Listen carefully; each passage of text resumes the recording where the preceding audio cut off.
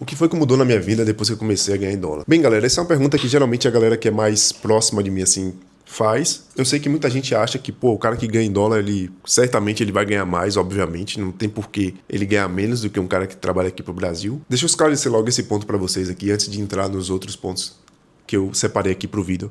Que é o seguinte, cara, em tecnologia, honestamente, se você é um desenvolvedor sênior, trabalha aqui pro Brasil, você consegue ter ali um salário de até 15 mil. Eu não sei muito bem como é que tá o salário de dev sênior hoje aqui no Brasil, mas eu acredito que 15 mil, 18 mil é um salário alcançável ali para o cara chegar sendo dev sênior bom e uma empresa ok. Um cara que trabalha para gringa hoje, ele tá ganhando ali entre, sei lá, 5 a 7 mil dólares, né? Depois que... Eu tô falando da regra aqui, tá, galera? Eu sei que existe a exceção de pessoas que ganham 10, 12 mil dólares, mas, em regra, o salário é esse, entre 5 a 7 mil dólares. E aí, se eu comparar o cara que, pô, recebe, vamos colocar aqui, 18 mil reais, contra o cara que recebe 25 mil reais, vocês concordam comigo que o acesso às coisas é bem similar? Então, pô, o cara consegue ter um carro bacana, o cara consegue ter uma vida legal, o cara do 15 mil aqui, do 18 mil aqui, consegue ter tudo isso. O de 25 mil também, e é óbvio que o de 25 mil vai ter, sim, mais conforto, vai conseguir juntar mais dinheiro, vai conseguir ter talvez mais qualidade nos produtos do que esse outro cara, mas é um salto que não vai tornar ele milionário da noite pro dia. Não quer dizer que não vale a pena, não estou falando isso aqui, tá? Não sou maluco. Se não valesse a pena, eu não estaria trabalhando para fora. Mas o que eu quero dizer para vocês é que é um salto salarial, sim, mas não é nada de outro mundo. É claro que existem exceções de pessoas que ganham mais e, obviamente, exceção é exceção. Tá, uma vez que isso daí ficou claro para vocês, vamos pros pontos aqui que eu separei. E o primeiro ponto é o seguinte, galera, é sobre como você se enxerga como profissional.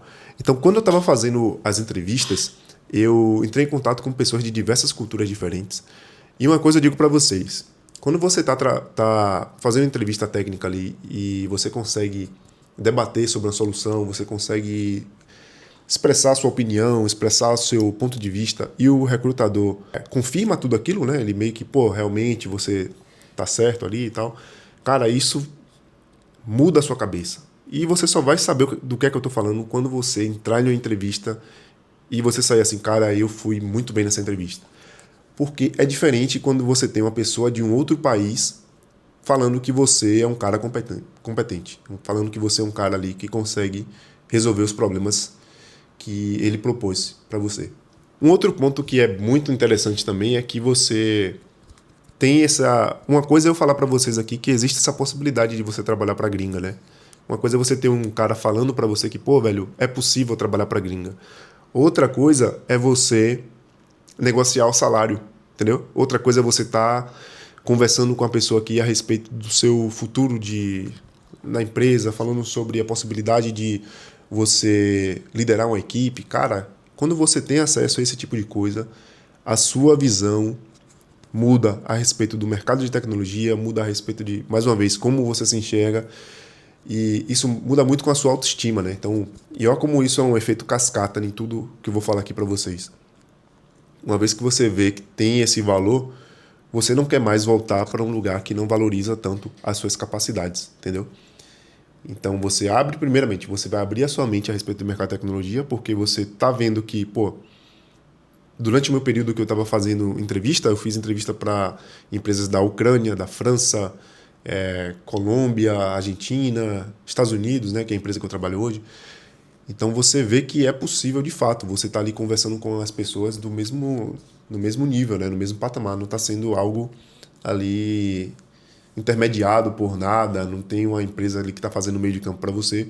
Muda a química dessa cabeça, né? Você começa a pensar que é possível sim você alcançar esse nível.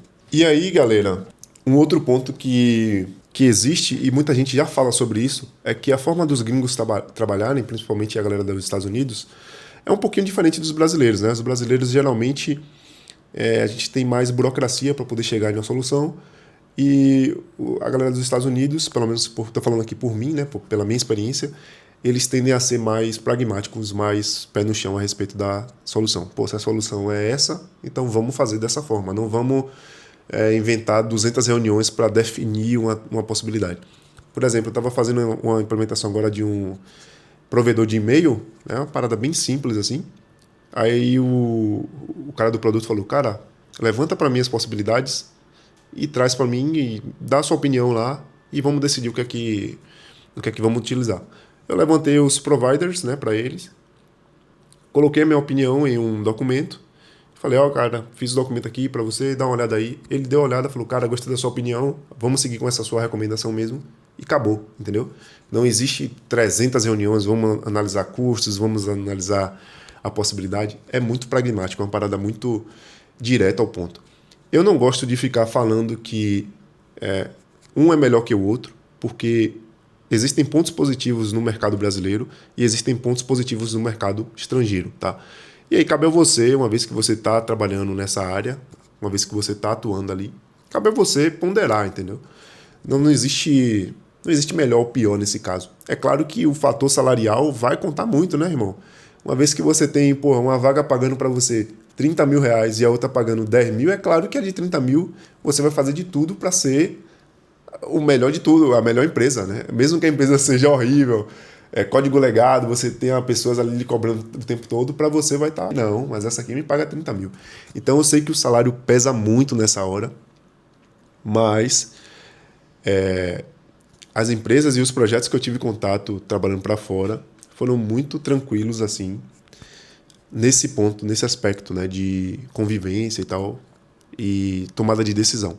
Então, galera, para você que está buscando essa mudança aí, claro que existe sim um salto salarial, mas isso não é tudo, né? Vem algumas coisas que eu considero muito positivas, como a sua convivência com pessoas de outras culturas, a melhora da sua autoestima, não só por conta do salário, mas também por conta da sua experiência. Você vai começar a ter experiências diferentes, né? Você está falando com pessoas de outras culturas, você está falando outra língua, então tudo isso desbloqueia muito a sua cabeça em novos desafios, né? Você, cara, se eu já trabalhei para uma empresa que era assim, assim, assim, falava com pessoas de todo mundo, eu posso fazer qualquer outra coisa, então é isso que eu quero dizer. No final das contas, você vai ter uma experiência muito valiosa ali no seu currículo, uma história muito bacana, pelo menos, você vai ter para poder contar em sua próxima jornada, né? Mesmo que você decida voltar para o Brasil, você vai ter ali passado por uma empresa gringa, e isso daí com certeza vai ser de grande valia para essa nova posição que você vai estar fazendo no futuro, seja para o mercado brasileiro ou para o mercado